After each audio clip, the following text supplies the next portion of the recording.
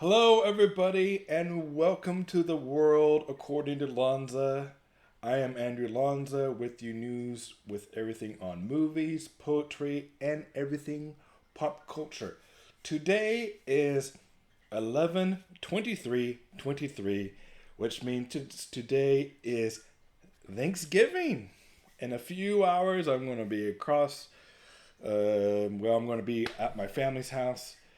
Um, Celebrating Thanksgiving with my family, but I thought I'll make a video right before those events to talk about some things that's going on in the world of cinema.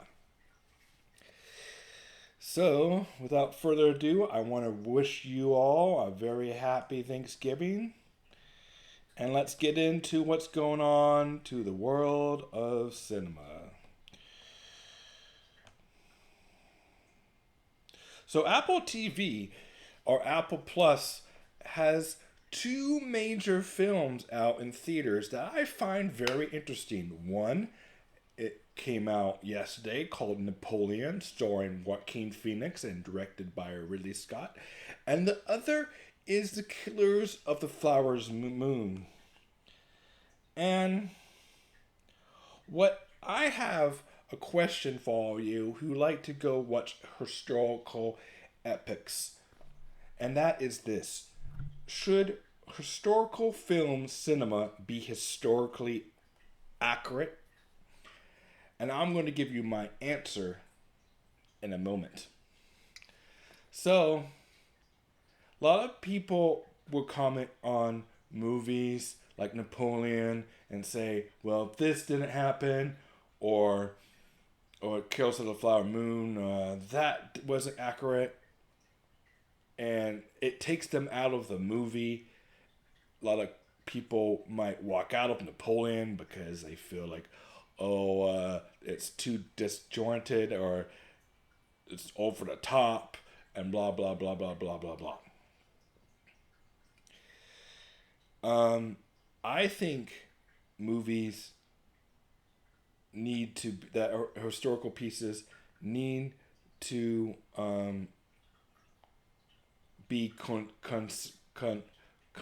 concise, coherent, and go with a flow. So I think movies should take the liberty of focus on storytelling, whether and not worry about being 100% accurate. But at the other hand, I think you do need to have a little bit of historical accuracy in the major areas, like costumes need to be right, clothing needs to be right, guns.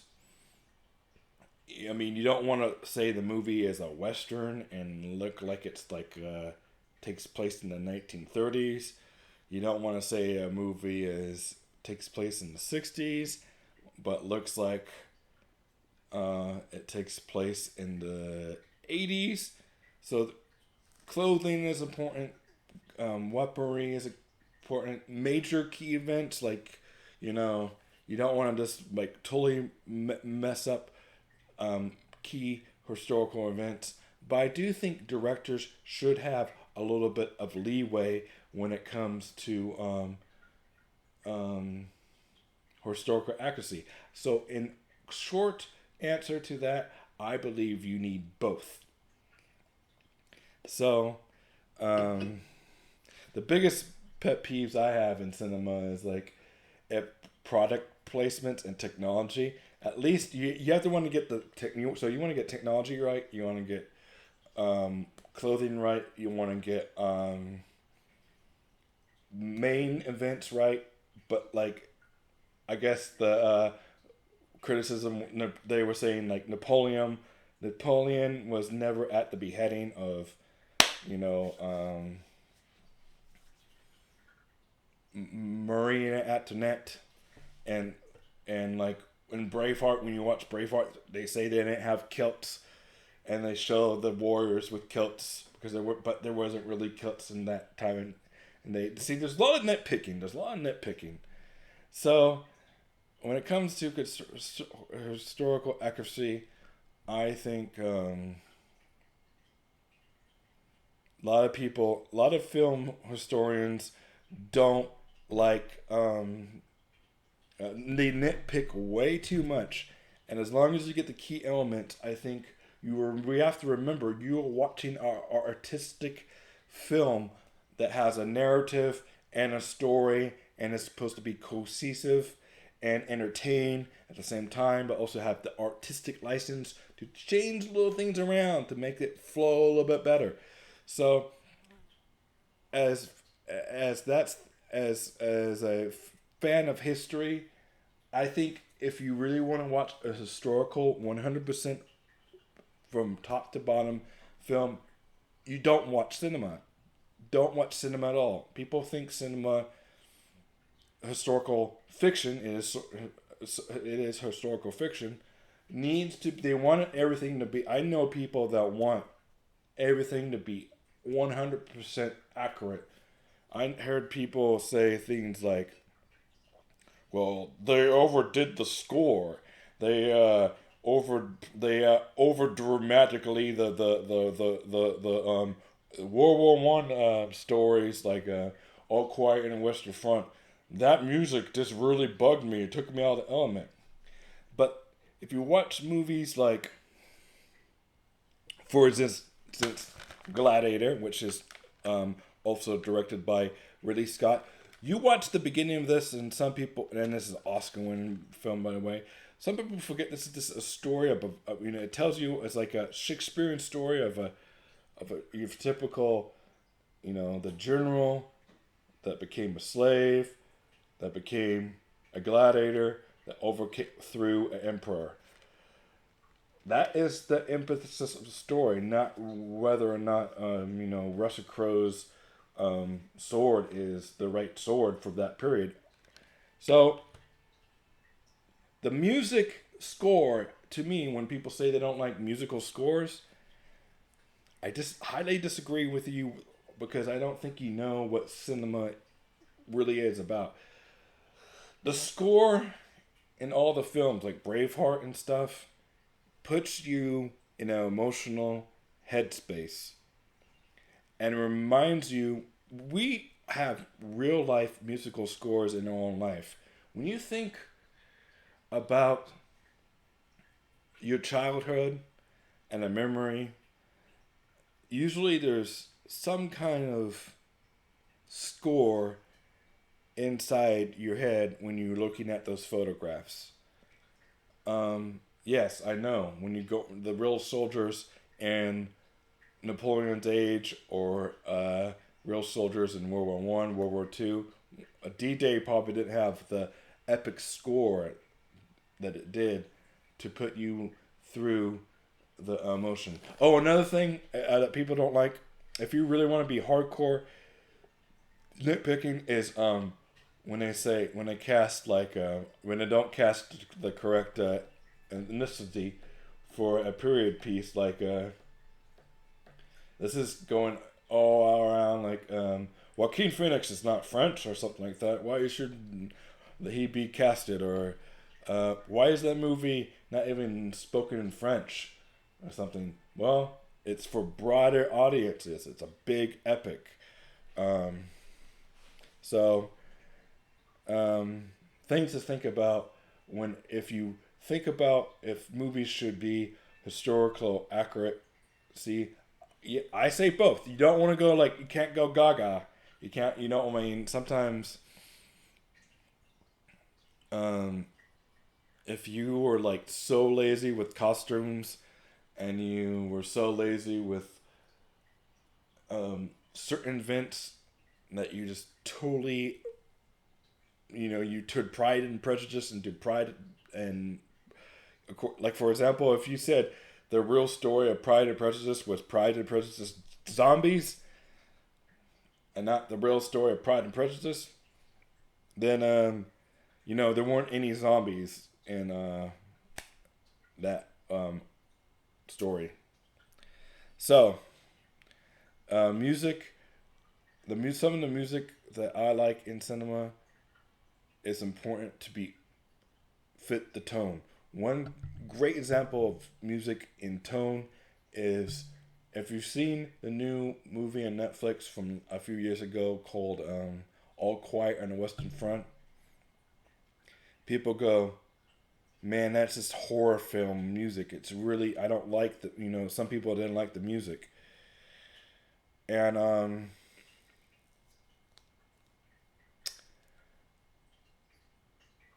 because it has really strange violins and strange, um, creepy, eerie sounds, more like a horror thing instead of like the typical um, violin.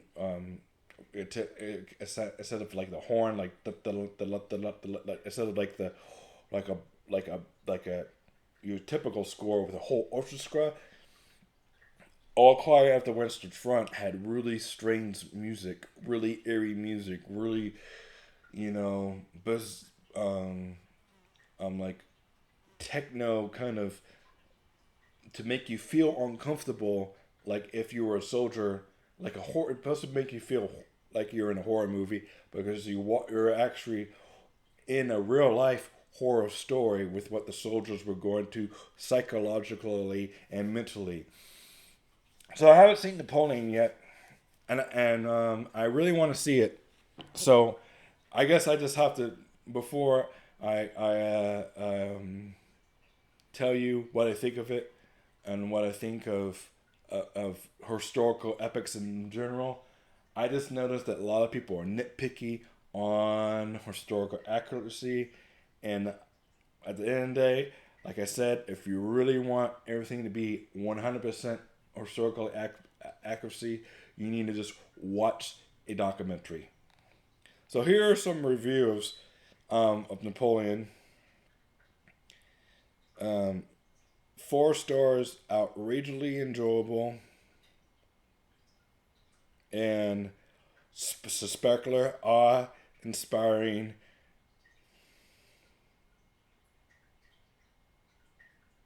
They always say this film looks.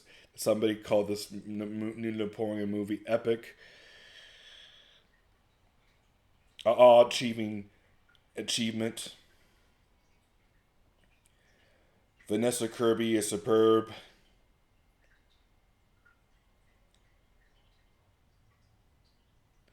But if you go to Rotten Tomatoes, I always encourage everybody going to Rotten Tomatoes. If you go to Rotten Tomatoes, that is the website that a lot of people that if you're a little bit if you're in the older generation and you're not like high tech with like and you if you grew up in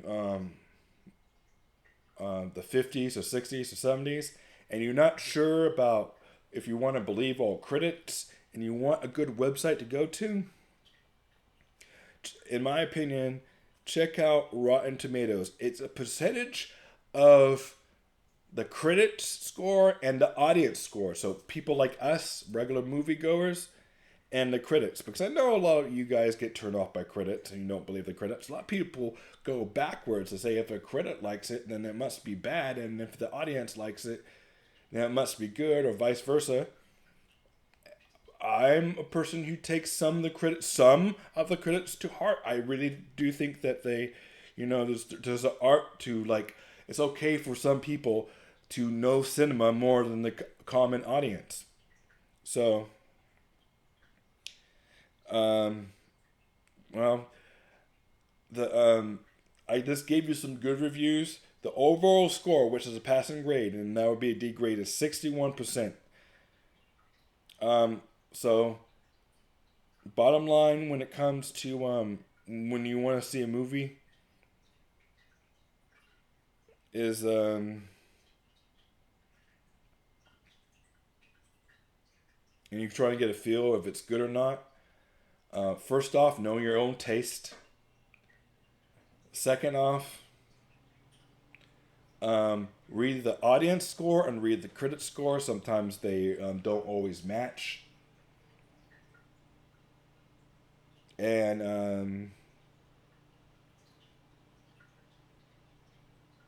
and have a trustworthy opinion. So if somebody, um, And remember, all art is, you know, it's objective to your own personal taste.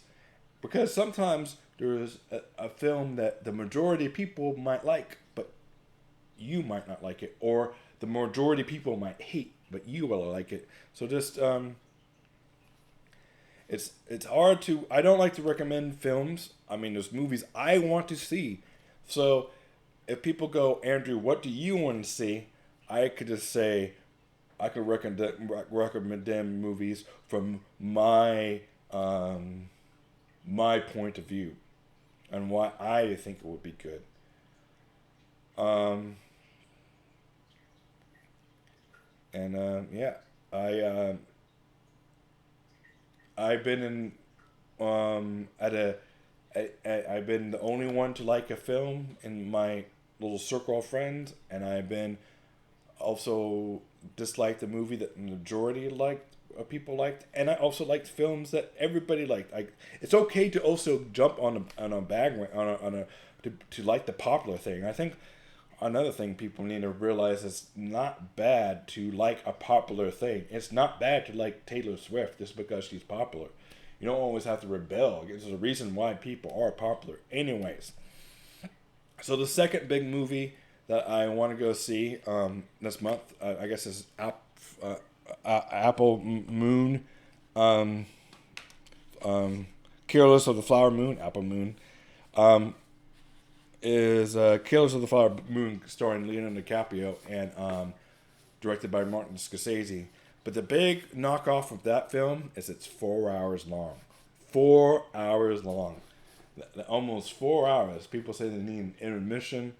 And in this day and age with streaming and stuff, you just have to wonder, is a 4 hour film, even though it has lots to say with like the Native Americans and political, like I said in my other videos, it's okay to be political in your movies. Artistic license, it's okay to be political. Some people say, I just want to be entertained.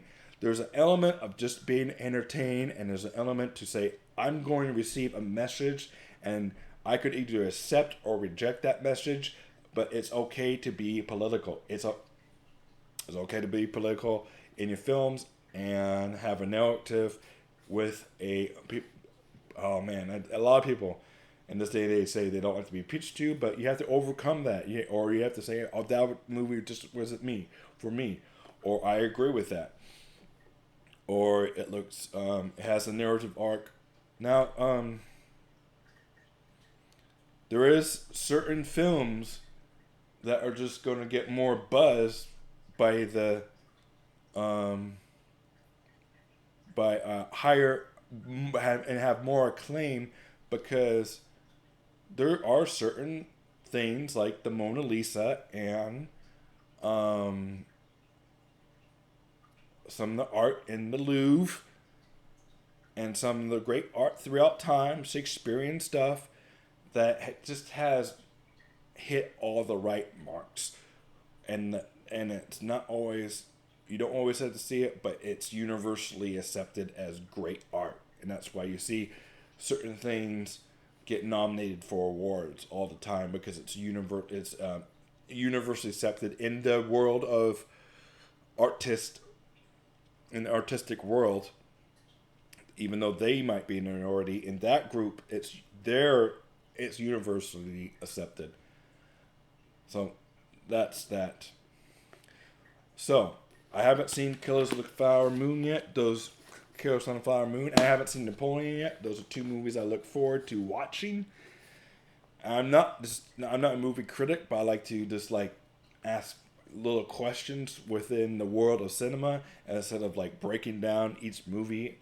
And I don't like to be I don't want to be a movie critic because I do not want to watch everything that comes out, regardless of, I'm just a biased kind of person, and if there's something that I'm not interested in, I'm sorry, I'm not going to review it. So I mean, I generally talk about bigger picture cinema questions. So Killer of the Flower Moon and Napoleon are two movies in cinemas today. Killers of the Flower Moon, real fast, it's based on the book. I haven't read the book. I usually like to read the book first before I watched the movie. So, both of them are directed by big time directors. Napoleon Ridley Scott, who did Alien, Gladiator, Thelma and Release, and The Martian. And Killers of the Flower Moon is directed by Martin Scorsese. If you don't know who he is, I suggest you look him up. He did The Departed, Games of New York, Aviator. Yes.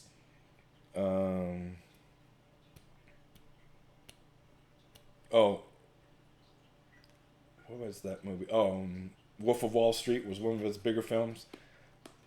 And Silence is one of his lower end films that didn't get too much buzz.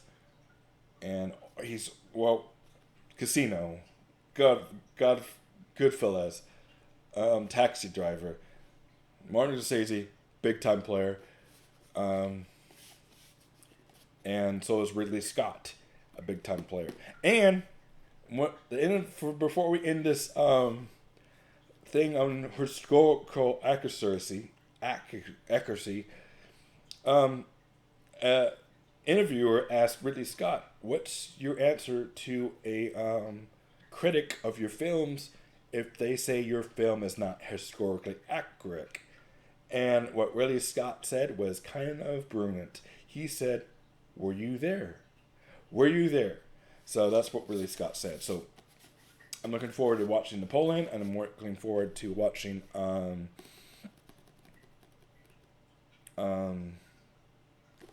Killers of the Flower Moon. So, moving on to our next topic. How do I like to watch TV shows? And what do I find important about watching TV shows? And what is some of my etiquette about binge watching TV shows? Because a lot of y'all are binge watchers and you just like to skip through the intro and just go so fast. I'm one of those unique people that likes to watch the intro to each and every show that I watch, regardless if I'm binge watching it again. And I also like to watch the end credits of each and every movie that I watch. Because today is Thanksgiving, and I want you all to think about something. When you watch the credits of a movie, and if you want to get in the industry, and you say there's no jobs, none. Yes, it's still competitive. And you say there's no jobs in the movie industry, and you're willing to work your way up. I don't know. If you watch the credits, there's so many people to make a movie happen in to get the movie made into cinemas. And that's why I like to watch the intro, because I feel, and I like to watch the credits because I feel that it's not only giving thanks to the people that brought us to cinema. To me, watching the intro is like reading the playbill. Have you ever read the playbill when you were in the play and you're going through the actors and blah, blah, blah, blah, blah? And have you ever been at dinner? My mom would tell me all the time, slow down when you're eating. Slow down when you're eating. So, when I see people skip through all of the intro, I'm like, you need to slow down. Take it in. Let the show marinate a little bit. And the biggest pet peeve I have is that when people go up to me, Andrew, who's in that show? And they watch the show like 10 million times and they don't know who's in the show. They show you who's in the show if you just watch the main intro. And, yeah. So I always like to watch the main intro. I'm a main intro person. I know I'm 50-50 on that. But credit watchers. I do see other credit watchers in the movie theater. You see people just kind of relaxing. Credit watching has become a more popular thing due to the Marvel cinema, with the clips at the end, and the Pirates of the Caribbean movies, when there was a clip of the movie, of a little like sneak peek of a movie at the end, and credit watching has kind of become a new phenomenon with people staying, especially at the Marvel movies, staying at the all the way at the end to see if there's a sneak peek of something coming up in the next Marvel movie. And it's a good way to, say thanks to all the hardworking men and women who put that film together that are not main stars. Because a lot of us say, like, Andrew, why do you know who's in it? Little DiCaprio's in it, or River Phoenix. You already knew that. It's just that you want to you get motivated a little bit. You say I could be assistant director, AP, whatever, gaffer times 10. I can do that. Oh, and one more thing in Napoleon before I forget. No, a lot of things, and Kills in the Flower Moon. Why I'm going to recommend why I'm going to watch those two movies is that less CGI. Hardly, I mean, this is old school filmmaking. In Napoleon they had a real reaction, human being, horses.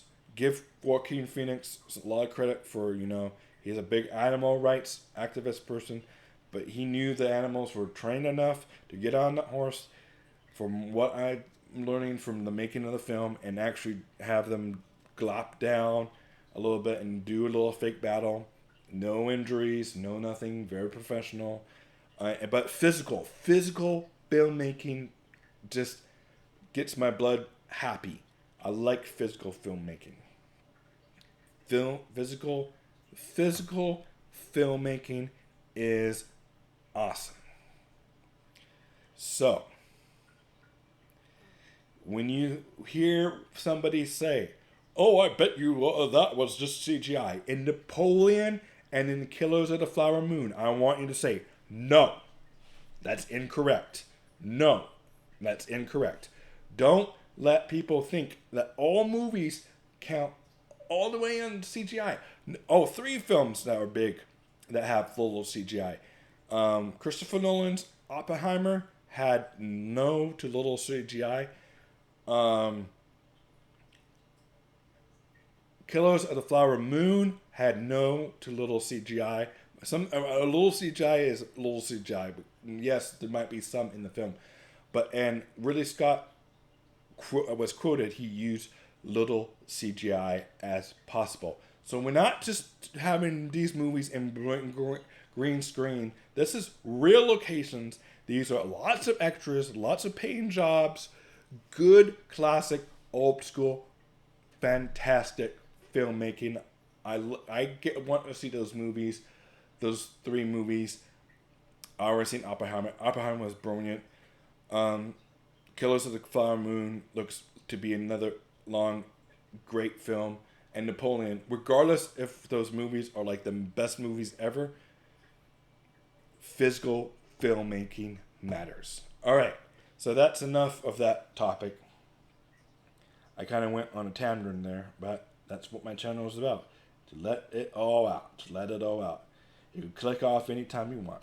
But I hope you stayed. And if you stayed, please smash a like button. Like this video if you stayed. I'm forgetting to say that in my thing. Like, subscribe to my channel if you like my kind of Lonza, a world according Lonza contact.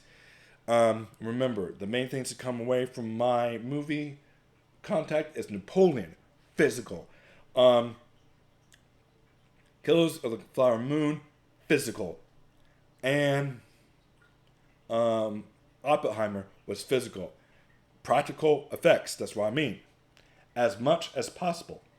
And do I believe movies should be historically accurate?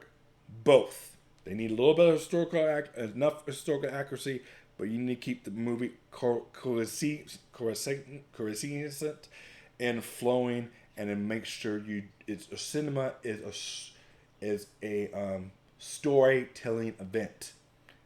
And but you want to be, I think, well, you want to be as historical accurate as possible, but that is not something that's going to take me out of the film if it's not, because otherwise you're just doing that documentary. And at the end of the day, the older the subject matter, you have to ask yourself, were you really there? Maybe it's more historical accurate than you think, but you just don't people think everything's boring.